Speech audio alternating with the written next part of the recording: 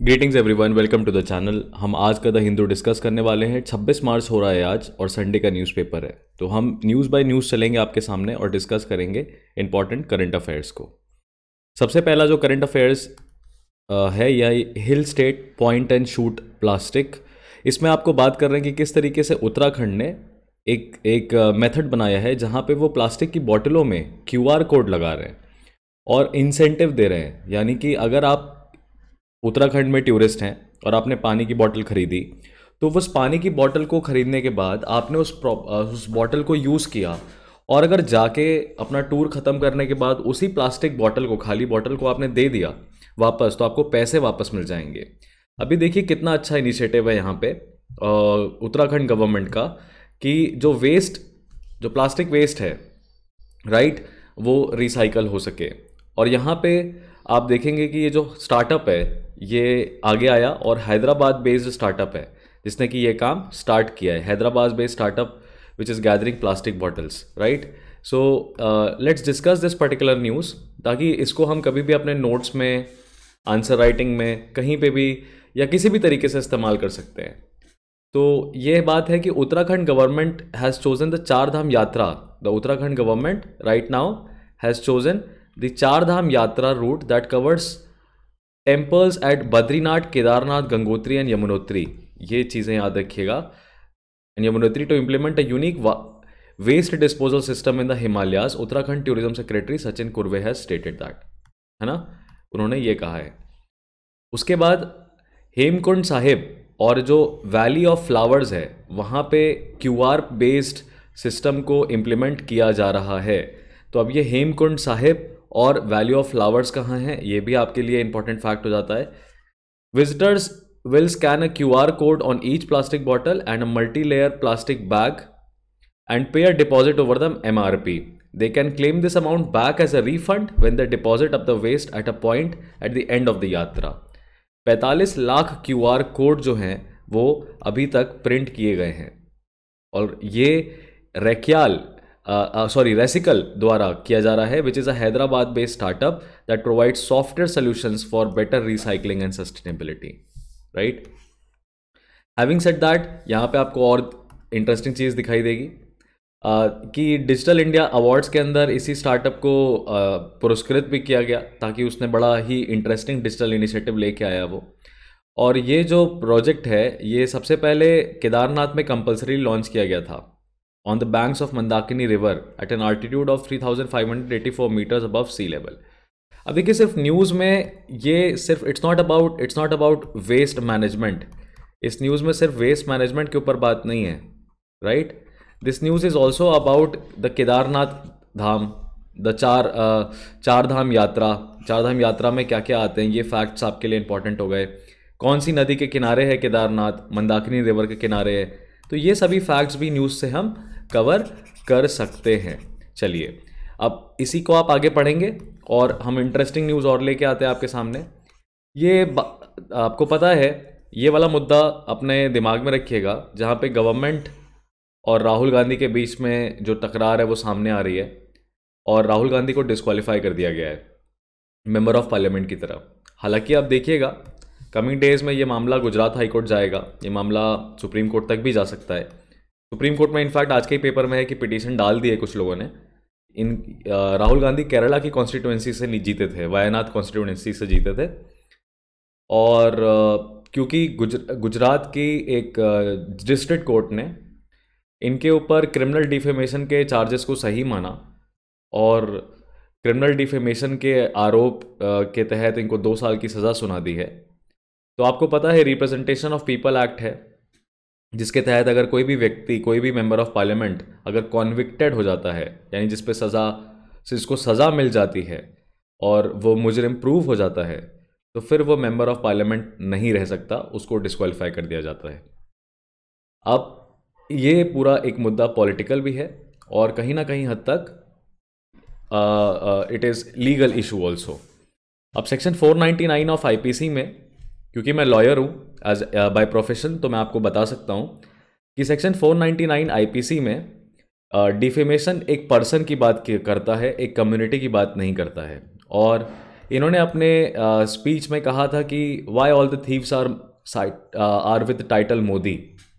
तो ऑब्वियसली ये नीरव मोदी की तरफ पॉइंट आउट करते हुए नरेंद्र मोदी को कहीं ना कहीं इशारा कर रहे थे, पर ना ही इन्होंने नीरव मोदी का नाम लिया, ना ही इन्होंने नरेंद्र मोदी साहब का नाम लिया, इन्होंने किसी का भी नाम नहीं लिया।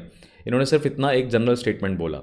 अब ये मेंबर ऑफ पार्लियामेंट हैं, तो इनके पास कुछ फ्रीडम ऑफ स्पीच होना चाहिए, और अगर क्रिमिनल डिफेमेशन के चलते एक मेंबर ऑफ पार्लियामेंट को, एक इलेक्टेड रिप्रेजेंटेटिव को डिस्क्वालीफाई कर दिया जाएगा, तो फिर ये एक मैच्योर डेमोक्रेसी का रिफ्लेक्शन नहीं है। और this is again going to be another benchmark in India's democratic history, जहाँ पे ये राहुल गांधी वाला जो जजमेंट है बड़ा ही फेमस होने वाला है। दूसरी न्यूज़, निर्मला सीतारमन ने हमारी बैंक्स को कहा है कि आप थोड़ा सतर्क रहिएगा, बिकॉज जो यूएस और यूरोप की बैंक्स हैं उनमें क्राइसिस आ रही है। फाइनेंस मिनिस्ट्री ने कहा कि इंटरेस्ट रेट बढ़ाने के पहले ज़रा सोच लीजिएगा और लगातार रेगुलर स्ट्रेस असेसमेंट अपने बैंक्स का करते रहिएगा। Even as the point is, even as public sector banks assured her that all the possible steps are being taken to safeguard themselves from any potential financial shock। अब क्योंकि US की banks और Europe की banks fail हो रही हैं, ठीक है, फेल कैसे हो रही हैं? ये डिपॉजिटर्स के मनी, यानी जिन्होंने बैंक में पैसा जमा किया है, ये उनको भी पे बैक नहीं कर पा रहे, इनके पास पैसा ही नहीं है। तो वो कहीं ना कहीं इफेक्ट हमारे भी बैंकिंग सेक्टर को कर सकता है, राइट? तो इसके ऊपर वार्न किया है निर्मला सीतारमन ने। अब ये बड़ा इंटरेस्टिंग न्यूज़ है, देखिए अगेन इस भी चीज़ को आप अपने नोट्स में ऐड कर सकते हैं कि ट्रांसजेंडर कम्युनिटी को किस तरीके से इलेक्शन कमीशन यूज़ कर रहा है इलेक्टोरल लिटरेसी के लिए, inclusion of transgender community in the electoral process के लिए। Now this is very significant. पहली बार क्या हुआ है कर्नाटका के इतिहास में, जो इलेक्शन कमीशन है कर्नाटका का, उसने मंजमा जोगाती को, द नेम इज मंजमा जोगाती को, एक पोल आइकन की तरह चूज किया है ताकि ट्रांसजेंडर कम्युनिटी को मोटिवेट किया जा सके वोट करने के लिए, आगे आने के लिए। मनोज कुमार मीना जो इलेक्टोरल ऑफिसर हैं कर्नाटका के, उन्होंने बताया कि ये ट्रांसजेंडर फोक डांसर हैं जो कि कर्नाटका जनपद एकेडमी के फॉर्मर चेयरपर्सन रह चुके हैं और इनको पद्मश्री भी मिल चुका है। इसीलिए इसी तरीके से Rahul Dravid, Janapada awardee Chandrashekhar Kambar, disability rights activist Ashwini Angadi and paralympian athlete Girish Gowda, ये सब भी कुछ अलग पोल आइकन्स चूज किए गए। अब कॉन्सेप्ट ऑफ पोल आइकन क्या है? जब भी देखिए कर्नाटका में आपको पता है चुनाव आने वाला है अभी अप्रैल मई में, और चुनाव जब आता है तो आप पोल आइकन ऐसे चूज करते हो जिससे हर कम्युनिटी रिलेट कर पाए। अगर ऐसे पोल आइकन्स आपके पास नहीं है तो फिर आप ऐसे पोल आइकन्स चूज करोगे कि जो भी कम्युनिटी अभी तक वोट नहीं कर रही है, इलेक्शन में पार्टिसिपेट नहीं कर रही है, वो भी आगे आए। तो ये एक सिग्निफिकेंस है। कभी भी इलेक्टोरल डेमोक्रेसी में इलेक्शंस की इंपॉर्टेंस की बात हो, डेमोक्रेसी में हर वर्ग की बात हो, सबके पार्टिसिपेशन की बात हो, तो ऐसी चीज़ों को आप डेफिनेटली यूज़ कर सकते हैं, रीसेंट एग्जांपल्स साइट कर सकते हैं। ऑब्वियसली ये GS2 के पॉइंट ऑफ व्यू से बहुत इंपॉर्टेंट है। GS2 मतलब पॉलिटी के पॉइंट ऑफ व्यू से बहुत इंपॉर्टेंट है, राइट? अब इसके बाद जो भी लोकल न्यूज़ होती है, आपको पता है कि हमें अखबार में अधिकतर लोकल न्यूज़ छोड़नी रहती है, क्योंकि अभी तक ये दिल्ली का पूरा मामला है, दिल्ली का एडिशन है, तो इसमें हमारे लिए कुछ नहीं खास है। कुछ ऐसी न्यूज़ हो सकती है जो हमें अच्छी लगे, लेकिन हम उसको पढ़ सकते हैं, लेकिन आपके एग्जामिनेशन के पॉइंट ऑफ व्यू से वो इम्पॉर्टेंट नहीं है। अब इंटरनल सिक्योरिटी में ये एक न्यूज़ आ रही है छत्तीसगढ़ से, जहाँ पे अमित शाह ने CRPF के रोल को काफ़ी अच्छा कहा है। अब क्वेश्चन ये हो सकता है कि ये जो नक्सलिज्म का मुद्दा है, नक्सलाइट्स का जो मुद्दा है, ये क्या है, व्हाट इट इज़, ये कौन से राज्यों में को अफेक्ट करता है, राइट? ये एक पॉइंट ऑफ डिस्कशन और अंडरस्टैंडिंग हो सकता है। और CRPF का रोल यहाँ पे क्या है, what is the basic format of CRPF? It is central reserve police force, home ministry के अंदर आती है। It is one of the 7 organs of central armed police forces, right? तो इस तरह से आप सीआरपीएफ के कमांडर, सीआरपीएफ का रोल, इंटरनल सिक्योरिटी में क्या उसका रोल है, ये सब चीज़ें भी कर सकते हैं। और देखिए यहाँ पे अमित शाह ने एक और चीज़ कही कि नेशनल इन्वेस्टिगेशन एजेंसी और एनफोर्समेंट डायरेक्टरेट, इन दोनों एजेंसीज ने लेफ्ट विंग एक्सट्रीमिज्म की फंडिंग को रोकने में बहुत मदद की है। इसको हम कहते हैं लेफ्ट विंग एक्सट्रीमिज्म। ये लेफ्ट विंग एक्सट्रीमिज्म क्या होता है? ये लेफ्ट विंग एक्सट्रीमिज्म वे है, देखिए गवर्नमेंट को हमेशा राइट कहा जाता है और गवर्नमेंट को अपोज करने वालों को लेफ्ट कहा जाता है, लेकिन जब ये लेफ्ट विंग एक्सट्रीमिज्म की बात करते हैं तो कुछ ऐसे फ्रिंज एलिमेंट्स की बात होती है यहाँ पे, कुछ ऐसे सोसाइटी में मिलिटेंट ऑर्गेनाइजेशंस की बात हो रही होती है जो चाहते ही नहीं है कि current government in any format चल पाए। यानी कि उनका एजेंडा ये नहीं है कि ये पॉलिटिकल पार्टी ना आए, दूसरी कोई पॉलिटिकल पार्टी आए। उनका पूरा का पूरा आइडिया, कॉन्सेप्ट रहता है जिस तरह का आपने पॉलिटिकल स्ट्रक्चर चूज किया है, या कह सकते हैं आप कि आपने डेमोक्रेटिक जो सेटअप यूज किया है वो उसी के अगेंस्ट होते हैं। अब खालिस्तान मूवमेंट भी आजकल न्यूज़ में है, ट्रेंड में है, और अमृतपाल सिंह के ऊपर नॉन बेलेबल वारंट निकला हुआ है और अमृतपाल सिंह को अरेस्ट करने के लिए पंजाब पुलिस क्या है, अलग अलग जगह छापे मार रही है और more than 70 people have been arrested. हालांकि उसमें से 44 लोगों को छोड़ भी दिया है, लेकिन ये भी एक तरीके का आपको दिखाई देगा लेफ्ट विंग एक्सट्रीमिज्म का फॉर्मेट। अब यही लेफ्ट विंग एक्सट्रीमिज्म क्या हो सकता है, इमीडिएटली टेररिज्म में बदल सकता है, राइट। तो यहाँ पे आप देखिए, the victory saga will be written in golden letters remembering the CRPF personnels and their families, this is what the home minister has stated. Bastar में है, ये बताना चाहते हैं कि सिक्योरिटी फोर्सेस ने लेफ्ट विंग एक्सट्रीमिज्म के अगेंस्ट काफ़ी अच्छे से लड़ाई लड़ी है, और सीआरपीएफ ने organisational skill by establishing coordination with local police and carrying out joint operations against the activities of the Naxalites. Just look at the language in this. Just look at the language and use this particular language in your notes. Organizational skill by establishing coordination with local police and carrying out joint operations. और यहाँ पे interstate movement CRPF भी check कर रही थी Naxalites का, right. Bihar और झारखंड में जो सिक्योरिटी वैक्यूम था वो भी फिल कर दिया सीआरपीएफ ने, Maoist operations, anti Maoist operations करके। इंसिडेंट, अब ये एक डेटा हमारे सामने आ रहा है कि incident of left wing extremism violence declined by 76% in the country as compare to 2010, and the same time the loss of lives and security personnels also went down by 78%। यानी कि सीआरपीएफ ने ensure किया कि peaceful conduct of elections भी ज़रूरी है। तो ये एक फैक्ट हो गया हमारे लिए कि अगर चुनाव करवाना है कहीं पे तो कौन सी फोर्स डिप्लॉय की जाती है, सीआरपीएफ डिप्लॉय की जाती है। और ये वाला जो डेटा है इसको हम नोट कर सकते हैं अपने इंटरनल सिक्योरिटी के नोट्स में, राइट। इन्होंने कहा कि अल्टीमेटली जो ऑपरेशन किए गए सेंट्रल आर्म्ड पुलिस फोर्सेस के द्वारा, right, people of the country expect that the force will continue to fight diligently till the left wing extremism is wiped out from the country.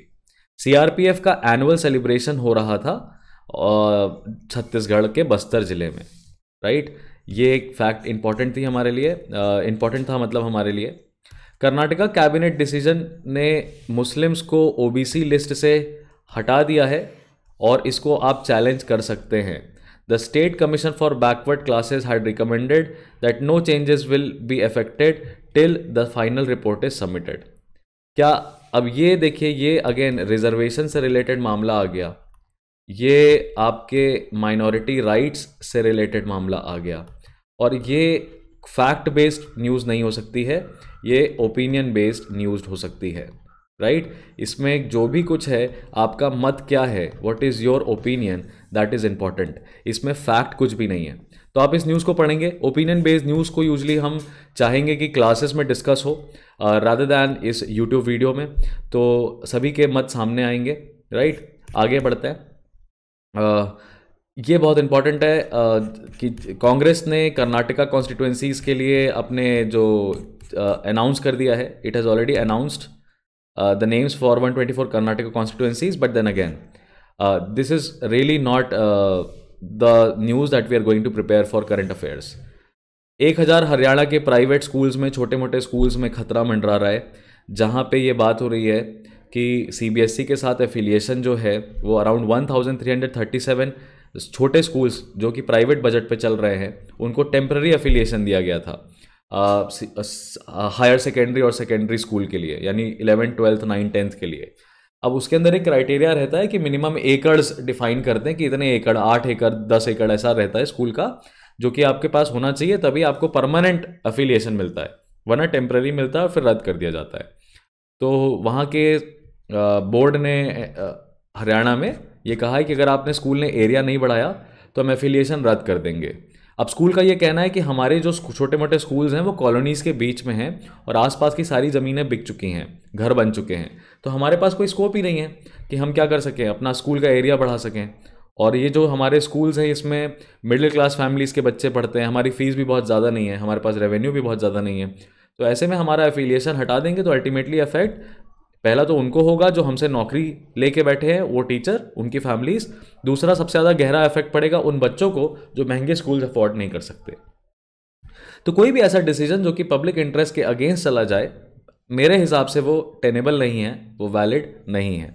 उसके बाद दूसरी एक और वही अमृतपाल वाले मैटर में एक न्यूज़ और सुनने में आई कि अकाल तख्त के चीफ ने कहा है कि पुलिस क्या कर रही है अमृतपाल के अभी तक अरेस्ट करके।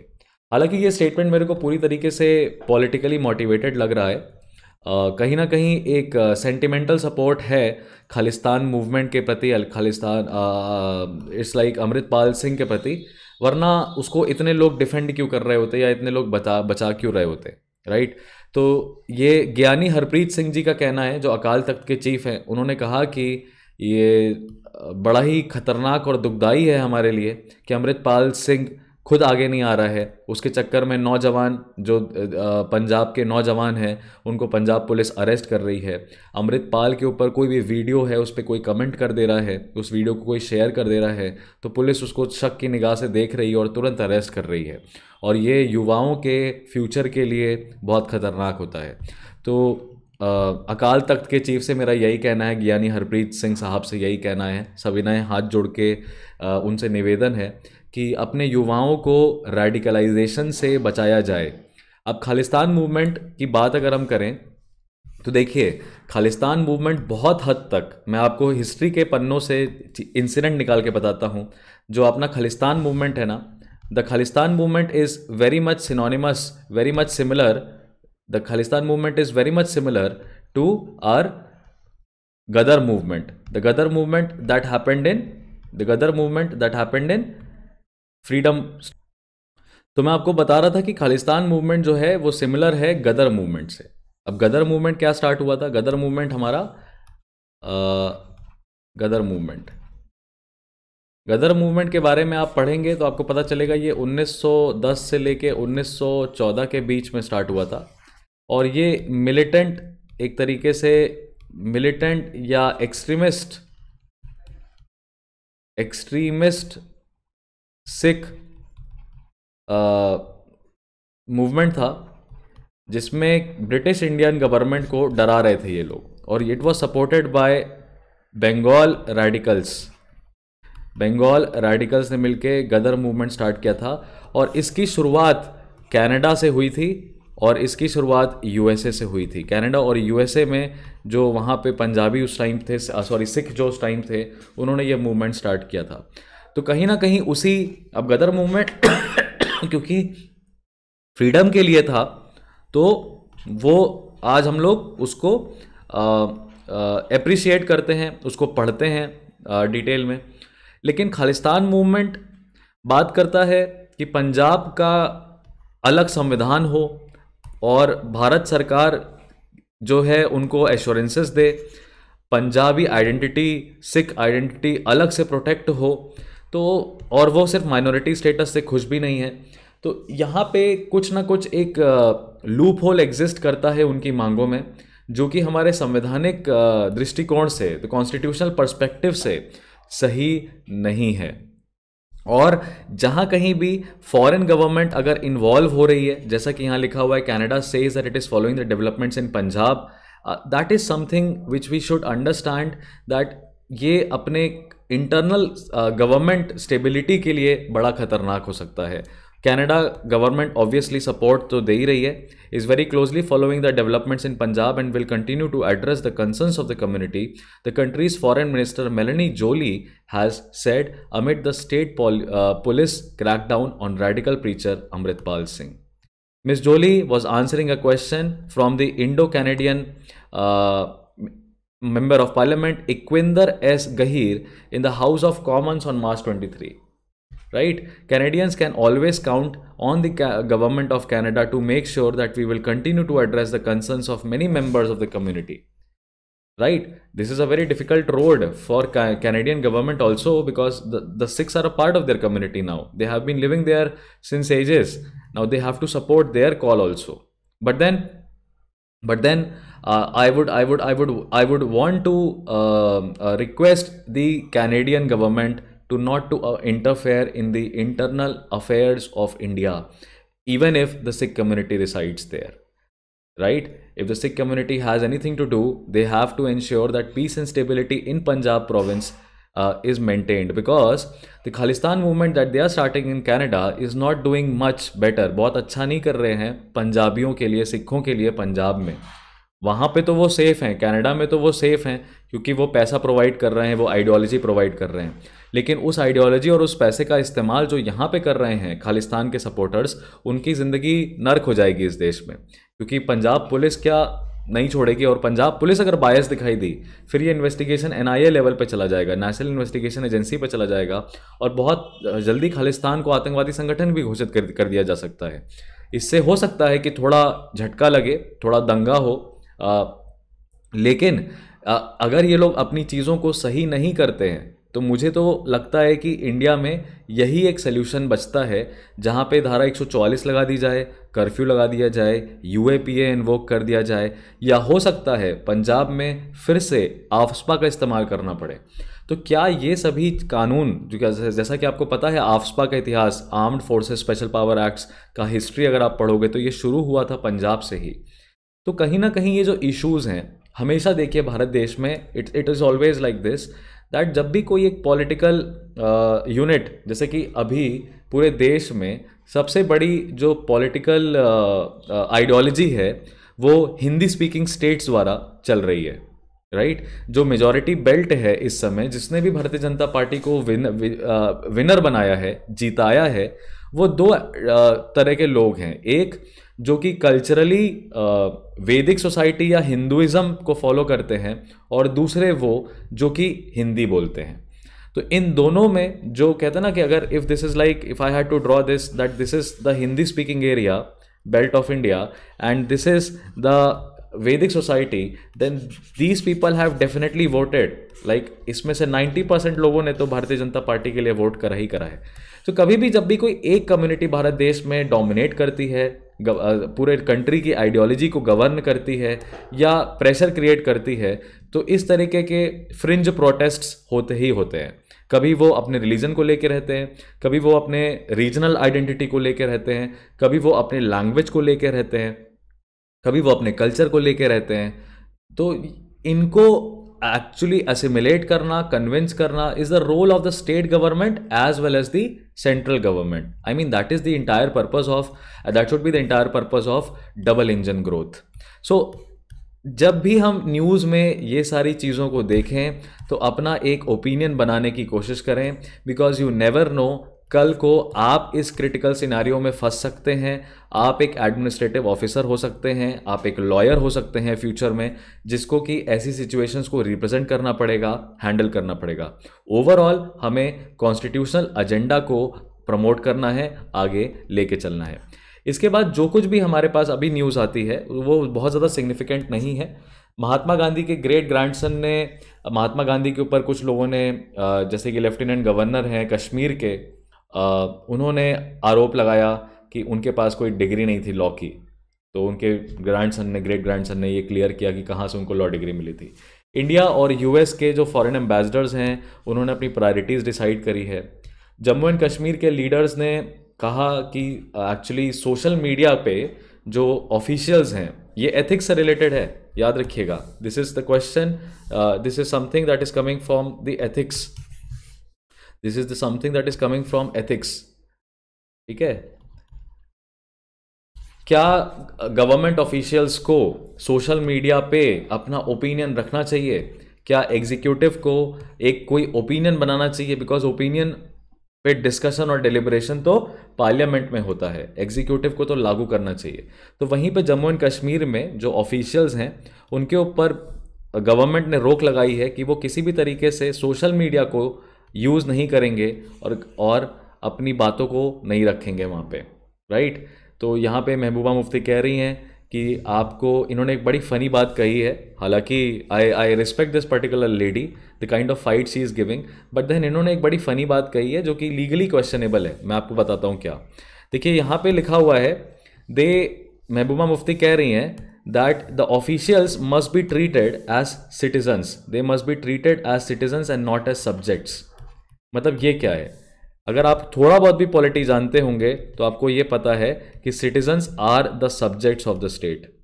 सिटीजनशिप जैसे ही लेते हैं तो हम सब्जेक्ट ऑफ द स्टेट बन जाते हैं। सब्जेक्ट ऑफ द स्टेट मतलब हमें स्टेट के हिसाब से चलना पड़ेगा, स्टेट हमारे हिसाब से नहीं चलेगा, स्टेट के हिसाब से हमें चलना पड़ेगा, और लॉ एंड ऑर्डर की बात होती है यहाँ पे। तो ये बड़ी फनी सी चीज़ इन्होंने बोली है, but then I don't know इनका क्या मानना है इस पर। अगेन राहुल गांधी के कमेंट्स को रेफ्यूट करते हुए हमारे मिनिस्टर ने कहा कि राहुल गांधी जी का डिस्क्वालिफिकेशन और अडानी के ऊपर पार्लियामेंट में डिस्कशन, दोनों चीज़ें जुड़ी हुई नहीं हैं। इसके ऊपर राहुल गांधी गुमराह करना बंद करें। और यहाँ पे पीयूष गोयल ने बताया कि राहुल गांधी कोई पहले नेता नहीं है जिनके साथ ऐसा हुआ हो, जिनको डिस्क्वालीफाई किया गया हो।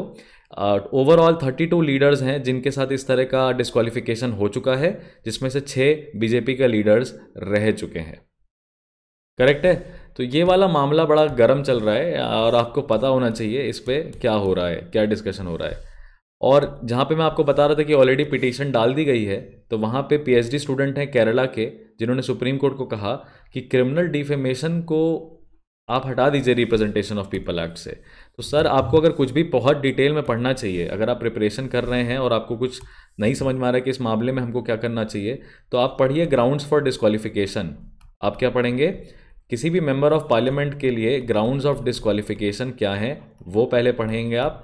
साथ में आप पढ़ेंगे ग्राउंड्स ऑफ डिस्क्वालिफिकेशन कॉन्स्टिट्यूशन में क्या दिए हुए हैं, grounds of disqualification representation of people act में क्या दिए हुए हैं। ये दोनों बातों को आपको पढ़ना चाहिए और इसके ऊपर नोट्स बनाने चाहिए। अगर क्वेश्चन आएगा एमसीक्यू फॉर्मेट में तो यहीं से ही आएगा।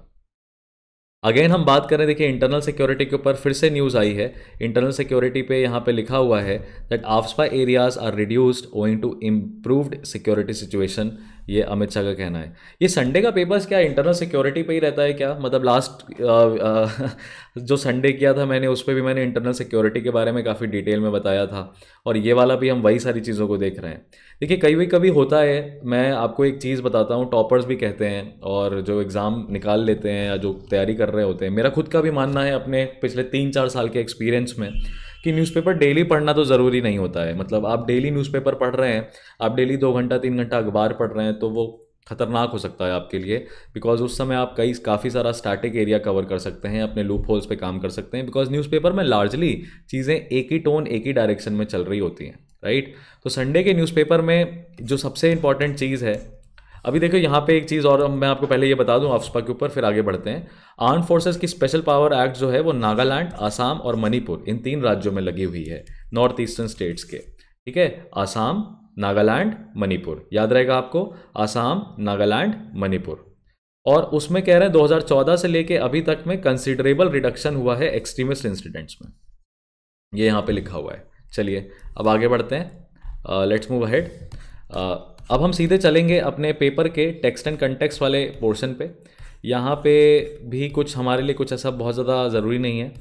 गूगल ने बाइलिंगुअल सर्च रिजल्ट्स देना स्टार्ट कर दिया है, ये भी कुछ हमारे लिए ज़रूरी नहीं है। एक अच्छी न्यूज़ आई थी फैक्ट ओरिएंटेड कि अर्थ आवर क्या होता है, what is this earth hour. तो ये अर्थ आवर के बारे में बेसिक बात जान लीजिए। ये 2007 में ऑस्ट्रेलिया में शुरू किया गया था। अर्थ आवर में हम करते क्या हैं, हम अपना जो डिपेंडेंसी है 1 घंटे के लिए कम करते हैं बिजली पे, carbon based intensity, carbon based energy sources पे, लाइट्स वाइट्स को बंद करके। और ये मार्च के लास्ट सैटरडे को यूजुअली किया जाता है। तो इस बार जैसे 25 मार्च को था और अगले साल 30 मार्च को होगा।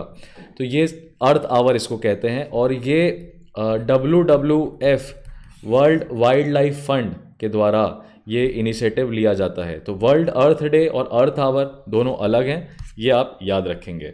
चलिए, ये एक इंटरेस्टिंग न्यूज़ आ रही है हमारे लिए। जम्मू एंड कश्मीर में कनेक्टिविटी करने के लिए पहला first cable stayed railway bridge कहाँ अनाउंस किया गया है, एंड दैट इज़ अंजी खाद ब्रिज। इसका नाम है अंजी खाद bridge, Reasi district of Jammu, Indian railways ने बनाया। अभी जो रेलवे ब्रिज है इसको आप फोटोग्राफ में देख सकते हैं, it's like a single pillar. इससे दो रैंप निकल रहे हैं जो कि दो पहाड़ के छोर पे हैं, और बड़े लंबे केबल्स के साथ इस पूरे ब्रिज को सपोर्ट किया जा रहा है। अब इसका टारगेट 2017 तक कंप्लीट करने का था, फिर 2022 इसका टारगेट हुआ, और अभी ये प्रोजेक्ट 400 करोड़ का है और अभी शायद कुछ ही समय में ख़त्म हो जाए। अब ये जो प्रोजेक्ट है ये टेक्निकल क्यों है? बिकॉज जम्मू को श्रीनगर से कनेक्ट करना है, जम्मू को बारामुल्ला से कनेक्ट करना है, और ये सभी वो एरियाज़ हैं जहाँ पे टेररिस्ट एक्टिविटीज़ बहुत ज़्यादा रहती हैं। और इसी ब्रिज से अराउंड 92 किलोमीटर की दूरी पे पाकिस्तान का बॉर्डर भी है, तो ये बहुत ही सेंसिटिव इलाका माना जाता है। इसमें जो कंस्ट्रक्शन में जो इन्वॉल्व्ड एजेंसीज़ हैं वो नॉर्दर्न रेलवे है। ये आइडिया नॉर्दर्न रेलवे ने स्टार्ट किया था। नॉर्दर्न रेलवे से पहले सन 2002 में यहाँ पे लिखा हुआ है कि ये आइडिया अटल बिहारी वाजपेयी जी ने दिया था और इस प्रोजेक्ट को नेशनल प्रोजेक्ट की तरह डिक्लेयर किया गया। लेकिन अगर हम बात करें टनल्स और ब्रिजेस बनाने में रेलवे में, तो सबसे तगड़ा एक्सपीरियंस, भयंकर एक्सपीरियंस कोंकण रेलवेज का है, क्योंकि ये वेस्टर्न घाट में अभी तक 96 टनल्स बना चुके हैं। तो इसीलिए जम्मू एंड कश्मीर के इलाके में जो ये ब्रिज बना रहे हैं ये भी कोंकण रेलवेज ही बना रही हैं, भले ही प्रोजेक्ट नॉर्दर्न रेलवेज का होगा, राइट।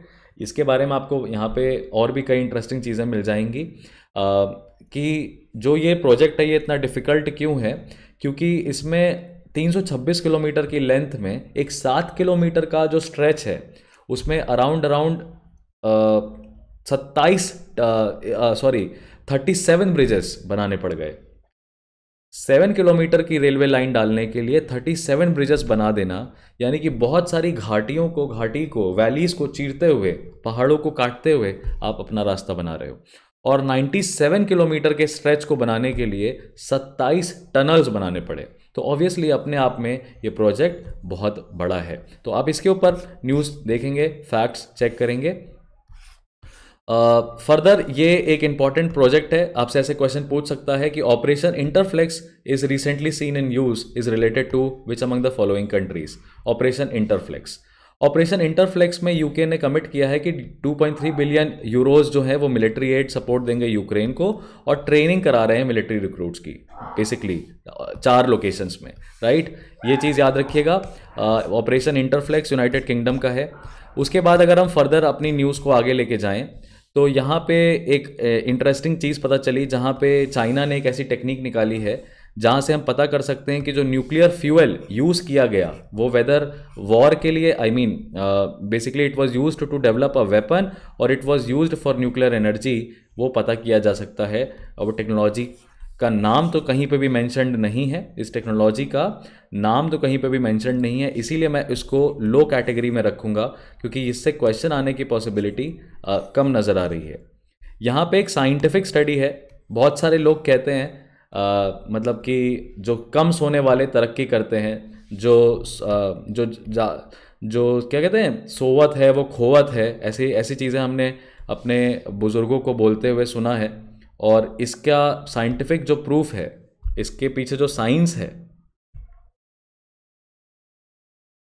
लेकिन साइंस का मानना कुछ और है। और साइंस कहता है कि देखिए ऐसा नहीं है, आपने अगर अपनी स्लीप को कम किया तो आपको फैटी लीवर डिजीज़ से झेलना पड़ सकता है, और मिनिमम 7 घंटे की नींद लेनी ही चाहिए, अदरवाइज़ आपको हार्ट की प्रॉब्लम हो सकती है, आपको लीवर की बीमारी हो सकती है। इसके ऊपर यहाँ पे पूरा आर्टिकल आया हुआ है। आप इंसुलिन टॉलरेंट हो सकते हैं, इस तरह की चीज़ें हैं, ठीक है, वो भी पढ़ लेंगे आप। अब ये वाली चीज़ को हम डिस्कस कर लेते हैं, क्योंकि ये हेल्थ से रिलेटेड है। This is definitely coming from the health sector. जब जॉनसन एंड जॉनसन ने एक ड्रग के ऊपर पेटेंट मांगा, उस ड्रग का नाम है बेडाक्यूलिन, और ये बेडाक्यूलिन बेसिकली एक ऐसा दवाई है, it's a drug medicine that is used to treat multi drug resistant tuberculosis. अब ट्यूबरकुलोसिस एक बीमारी है जो हम सबको पता है कि बैक्टीरिया से होती है, माइकोबैक्टीरियम से।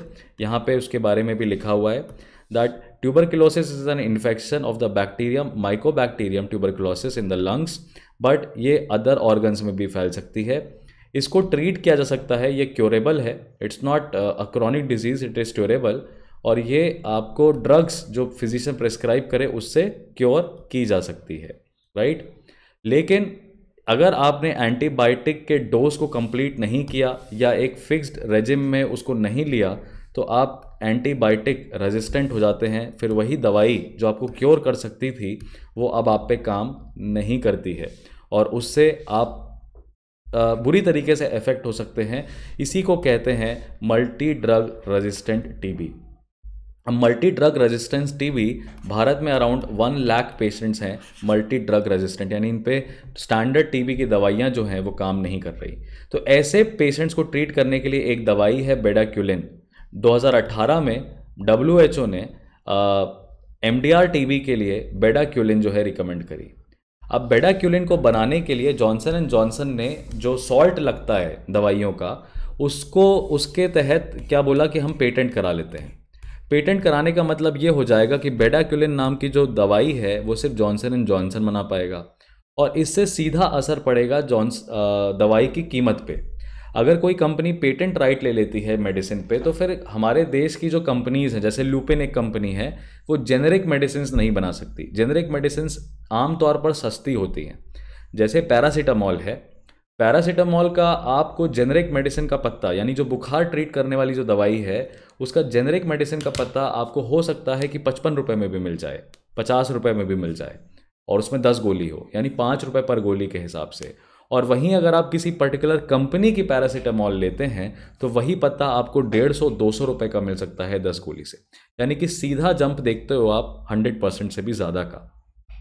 जॉनसन एंड जॉनसन ने को बेडाक्यूलिन बनाने के लिए पेटेंट चाहिए था पर हमारे पेटेंट ऑफिस ने मना कर दिया और बहुत सारे जो लोग हैं रिप्रेजेंटेटिव्स हैं टीबी के, उन्होंने भी डिनाई किया इस चीज़ को, बिकॉज टीबी इरेडिकेट करना है। भारत सरकार का टीबी एलिमिनेशन, टीबी मुक्त भारत इनिशिएटिव है, 2025 तक भारत को टीबी मुक्त करना है। अब टीबी मुक्त करने में 2 चैलेंजेस हैं। एक तो हमारा मैंने बताया मल्टी ड्रग रेजिस्टेंट चैलेंज है जिसमें बहुत सारे पेशेंट्स हैं। दूसरा है extensively drug resistant patients. Extensively drug resistant patients severe category के होते हैं, यानी इन पे बेडाक्यूलिन नामक दवाई भी काम नहीं करती है। हालांकि इसके बहुत छोटे केस हैं, 2,650 केस ही पाए गए भारत में 2017 में जब टीबी का सर्वे हुआ, राइट। तो अभी हम लेकिन बात कर रहे हैं एमडीआर टीबी की। तो ये याद रखिएगा टीबी के ऊपर 2 तरह के टीबी, एमडीआर टीबी और एक्सडीआर टीबी। एमडीआर टीबी के ऊपर जॉनसन एंड जॉनसन ने पेटेंट मांगा दवाई बेडाक्यूलिन पे, जो कि पेटेंट ऑफिस ने मना कर दिया। अब हमारे लिए जानकारी के लिए इंपॉर्टेंट ये है कि पेटेंट एक्ट कौन से ईयर की है। Indian patent act 1970। यहाँ से क्वेश्चन कैसे आ सकता है, आपसे स्टेटमेंट दे सकता है, which among the following statements are correct with regards to the Indian patent act 1970। और आपको ये ऑब्वियसली क्वेश्चन जब हम बात करेंगे इंटेलेक्चुअल प्रॉपर्टी राइट्स की तो उसमें आता है, राइट। तो इसमें section 2 clause 1 sub clause JA है जो कि कहता है कि कोई इन्वेंटिव स्टेप अगर आपने नया इजाद किया, कोई तरीका किसी चीज़ को बनाने का आपने नया ढूंढा जो कि नॉर्मल उन लोगों को नहीं पता है, नॉर्मली उन लोगों को नहीं पता है जो वही काम करते हुए आए हैं, तो वो इन्वेंटिव स्टेप आप पेटेंट करा सकते हो। तो जॉनसन एंड जॉनसन ने एक पाउडर से या एक लिक्विड से, पहले यार ना ये दवाइयाँ क्या होती थी, टीबी की जो दवाइयाँ हैं लार्जली इंजेक्टेबल है, इंजेक्शन के थ्रू दी जाती है, लेकिन ये बेडाक्यूलिन क्या है, ये गोली है। तो एक लिक्विड से आप किस तरीके से कैप्सूल बना सकते हो, कैप्सूल कह रहा हूँ मैं, टैबलेट बना सकते हो, उसके आधार पे जॉनसन एंड जॉनसन ने पेटेंट मांगा। लेकिन पेटेंट ऑफिस ने कहा कि ये इन्वेंटिव स्टेप नहीं है, बहुत सारे ड्रग मैन्युफैक्चरर्स को ऑलरेडी पता है कि किस तरीके से वो एक लिक्विड से टैबलेट बना सकते हैं। तो पहला इस ग्राउंड पे पेटेंट रिजेक्ट किया गया। दूसरा जो आधार है पेटेंट ऑफिस के रिजेक्ट करने का, वो सेक्शन 3D और section 3E of the act है। सेक्शन 3D और section 3E of the act ये कहता है कि अगर आपने मान लीजिए किसी भी पर्टिकुलर सब्सटेंस का एक नया वर्जन ढूंढा जिससे कि previous version of that particular substance में क्वालिटी इन्हांसमेंट नहीं हुआ या एफिशिएंसी में इन्हांसमेंट नहीं हुआ तो भी आपको पेटेंट नहीं मिलेगा। यहाँ पे ऐसी तो कोई खोज की नहीं जॉनसन एंड जॉनसन ने जिससे बेडाक्यूलिन मोर एफिशिएंट हो जाए। अगर यही बेडाक्यूलिन नाम की दवाई एमडीआर पेशेंट्स की बजाय अगर कुछ आप इसमें ऐसा इनोवेशन कर दें कि ये एक्सडीआर पेशेंट्स पे भी काम करने लगे तो आपको पेटेंट हो सकता है कि मिल जाए, यानी जॉनसन एंड जॉनसन को हो सकता है कि पेटेंट मिल जाए। तो इस आधार पे भी पेटेंट उनको नहीं मिला। इंडिया में अगर टीबी की सिचुएशन की बात करें, लास्ट पैराग्राफ जो है इसका वो बहुत इंपॉर्टेंट है हमारे लिए। टीबी इंसिडेंट्स इन इंडिया की बात करें तो भारत में जो लार्जेस्ट पॉपुलेशन है, just let me point it out to you, India has the largest population of people suffering from multi drug resistant TB, right? यहाँ पे ये लिखा हुआ है India has the largest population of people living with drug resistant TB. Johnson and Johnson's patent on bedaquiline meant the drug cost $400 per person plus the cost of other drugs. So now this particular rejection is going to reduce the cost of bedaquiline to 80%. India government अभी क्या करती है, ये सभी दवाइयों को free में खरीदती है और डायरेक्टली डिस्ट्रीब्यूट करती है स्टेट लेवल टीबी प्रोग्राम्स के तहत। जुलाई 2023 में जेनरिक ड्रग्स के मैन्युफैक्चर लुपिन जैसी कंपनियां बेडाक्यूलिन के जेनरिक ड्रग्स बनाने वाली हैं। और एक और टर्म है, यहां से एमसीक्यू भी बन सकता है, ये एवरग्रीनिंग क्या है। पेटेंट ऑफिस का जो डिसीजन है जॉनसन एंड जॉनसन कंपनी को पेटेंट राइट्स ना देने का, वो रेलेवेंट है एवरग्रीनिंग से। क्वेश्चन ऐसे आ सकता है, the term evergreening seen recently in news is related to, option A में कह दे is related to the climate change initiatives, B is related to the initiative of government to ensure the plantation cover is increased. तीसरा option दे सकता है it is as per the state forest survey of 2021 evergreening indicates the growth of evergreen forest, and option D it indicates the habit of patent owner to continuously extend the patent license.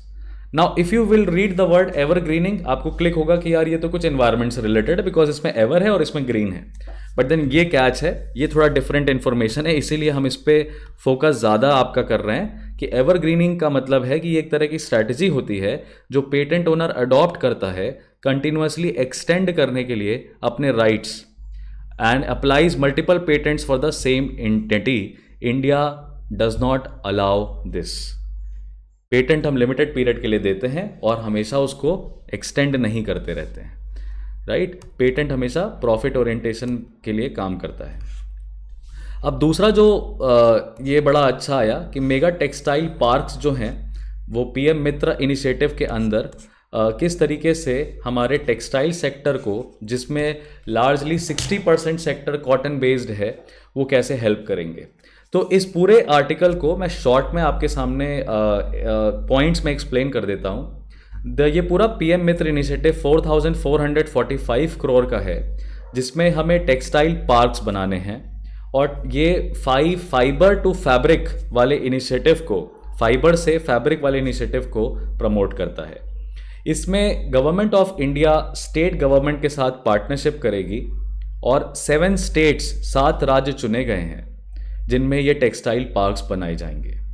ये 7 states जो चुने गए हैं वो हैं तमिलनाडु, कर्नाटका, तेलंगाना, मध्य प्रदेश, महाराष्ट्र, गुजरात और उत्तर प्रदेश। ये वो 7 स्टेट्स हैं जहाँ पे टेक्सटाइल सेक्टर ऑलरेडी काफ़ी हद तक अच्छा परफॉर्म करता है।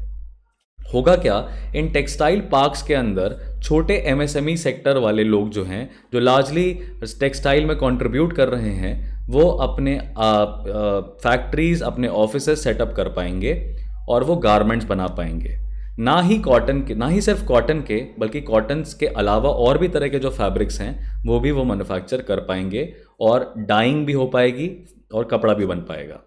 अभी भारत में जो एक्सपोर्ट हो रहा है टेक्सटाइल्स का, वो 40 बिलियन पे रुक चुका है।